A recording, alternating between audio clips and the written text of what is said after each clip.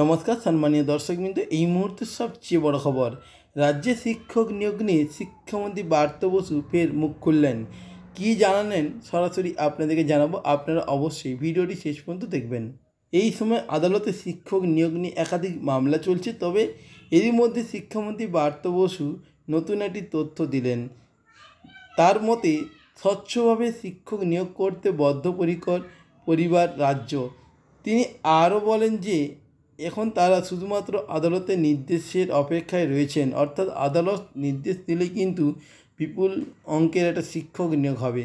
শিক্ষক নিয়োগ নিয়ে যে কঠিন জট পাকাচ্ছে তার একটি সুরাহা করার জন্য এসএলএসটি চাকরি প্রার্থীদের নিয়ে তিনি একাধিকবার বৈঠকও করেছেন, কিন্তু এরপরই নিষ্পত্তি করা যায়নি।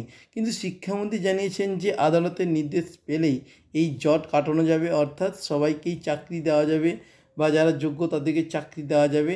শিক্ষামন্ত্রী ব্রাত্য বসু জানান, আমরা কিছুদিন আগে প্রায় 10,000 প্রাথমিক শিক্ষক নিয়োগ করেছি, যদিও সেটা নিয়ে মিডিয়া তেমনি আলোচনা হচ্ছে না। আসলে নিয়োগটি হয়েছিল একেবারেই স্বচ্ছ, এখানে কোনো ভেজাল নেই বা টাকার বিনিময়ে কোনো নিয়োগ হয়নি। যারা যোগ্য তারাই চাকরিটা পেয়েছে। তাছাড়া ভোট মিটলে আমরা আরও 2,000 শূন্যপদে শিক্ষক নিয়োগের জন্য প্রাথমিকের প্যানেল ছাড়ব।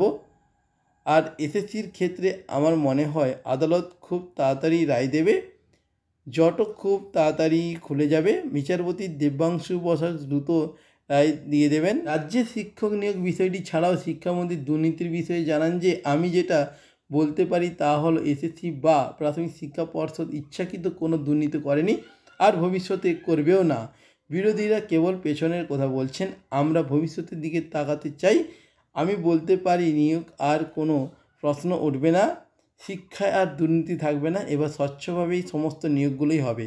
কিছুদিন পূর্বে তিনি আরও বলেন যে এসএসসির সঙ্গে দীর্ঘ মিটিং করেছি, আদালতের নির্দেশের পর আমরা 7 দিনের মধ্যেই পারব। বিচারপতি থাকাকালীন অভিজিৎ গঙ্গোপাধ্যায় বলেছিলেন আন্দোলনকারীদের বেশিরভাগই দালাল আছেন, এরা কেউ যোগ্য নয় চাকরি পাওয়া, তবুও কেন এরা আন্দোলন করছে জানি না। এছাড়াও আপনাদেরকে জানাচ্ছি যে আদালত এখনও নিয়োগ নিয়ে একাধিক মামলা চলছে, এই মামলাগুলোর নিষ্পত্তি এখনও হয়নি। এর মধ্যে এসএলএসটি চাকরি প্রার্থীরা নিয়োগের দাবি জানিয়ে ক্রমাগত আন্দোলন চালিয়ে যাচ্ছে। তাদের এই নিয়োগ নিয়ে একাধিকবার বৈঠক হয়েছে, কিন্তু নিয়োগ এখনও হয়নি। এছাড়া এসএলএসটি চাকরি প্রার্থীদের সঙ্গে বৈঠক করেছিলেন স্বয়ং শিক্ষামন্ত্রী ব্রাত্য বসু। এছাড়াও এই বৈঠকে উপস্থিত ছিলেন এসএসসি চেয়ারম্যান সিদ্ধার্থ মজুমদার, এছাড়াও শিক্ষা সচিব মনীষ জৈন, এছাড়াও রয়েছিলেন কুণাল ঘোষ এবং এই বৈঠকে হয়েছিল বিকাশ ভবনে। অর্থাৎ বুঝতেই পারছেন এখানে কিন্তু একাধিকবার বৈঠকও চলছে, কিন্তু এখনও নিয়োগ কিন্তু হচ্ছে না। তাই যারা নিয়োগ পায়নি তারা কিন্তু আন্দোলন অনশন করেই চলেছেন।